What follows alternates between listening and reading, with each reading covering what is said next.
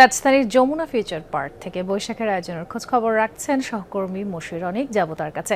অনেক বর্ষবরণের কি আয়োজন চলছে যমুনা ফিউচার পার্কে, কতটা উপভোগ করছেন সেখানকার দর্শনার্থীরা?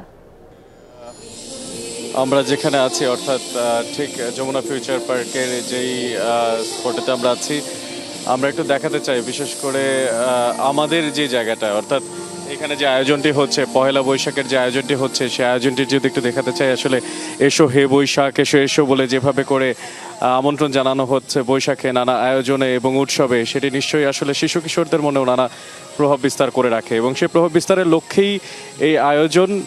প্রথমত আসলে আজকের যে আয়োজনটি ফিউচার ওয়ার্ল্ডের তরফ থেকে করা হয়েছিল, সেখানে শুভ নববর্ষ 1433-এর তরফ থেকে চিত্রাঙ্কন প্রতিযোগিতা অনুষ্ঠিত হয় এসএএফ আর্ট ইনস্টিটিউটের যে আয়োজন, সেই আয়োজন শেষ হওয়ার পরেই কিন্তু এখন যে সাংস্কৃতিক অনুষ্ঠানের পর্ব, সেই সাংস্কৃতিক অনুষ্ঠানের পর্ব কিন্তু চলমান রয়েছে।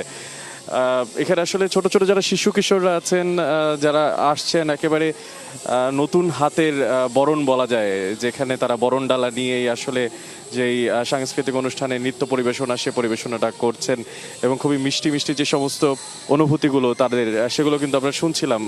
এবং পুরো এই আয়োজন জুড়ে কিন্তু নানা ধরনের যেই পদক্ষেপ সেগুলো কিন্তু নেওয়া হচ্ছে কর্তৃপক্ষ থেকে। আমরা কর্তৃপক্ষের সঙ্গে কথা বলছিলাম, তারা বলছিলেন যে আসলে এই যে আয়োজনগুলো, সেই আয়োজনগুলো আসলে শিশু কিশোরদের মনে বিশেষ করে যেই পহেলা বৈশাখ এবং বাঙালি যেই সংস্কৃতির ধারক বাহক যারা আগামীর প্রজন্ম, তাদের জন্য আসলে এই আয়োজনগুলো করা হয় এবং তাদের মনের মধ্যে একটা আলাদা জায়গা করে দেওয়ার জন্য যে তাদের ঐতিহ্য সংস্কৃতি সেটি যে কত ইউনিক একটা জায়গা এবং সেই জায়গাটা থেকে আসলে নতুন করে বরণ করে নেওয়া যারা নতুন প্রজন্ম, সেই প্রজন্মের যে অনুভূতি, সেই অনুভূতিগুলো কিন্তু জানতে পারা যায়।